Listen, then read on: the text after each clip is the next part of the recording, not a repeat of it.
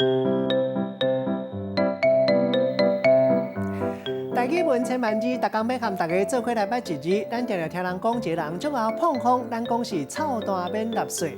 今仔日要甲大家小解这一字，就是税，税金的税。这个税就是纳互政府的钱，是咱国民应该尽的义务。像咱讲纳税，另外甲厝主租厝户的钱，咱讲是厝税。这个税做动词就有租的意思，像咱讲租厝讲是税厝，若租车讲是税车。带大家做伙来小解两个词。头一个咱读做厝税，又是租厝的时，带厝主的厝，固定时间付钱给厝主。第二个词读做抽猪母税，本来意思是讲家己饲的猪母含人饲的猪来拍种，对方用个分到一部分的猪仔囝。落尾手讲是查某人生囝，其中一两个囡仔对老母的姓，咱就讲是抽猪母税。若抽猪母税，才会含老母共姓。咱用一句话来举例，甲这两个词夹做伙。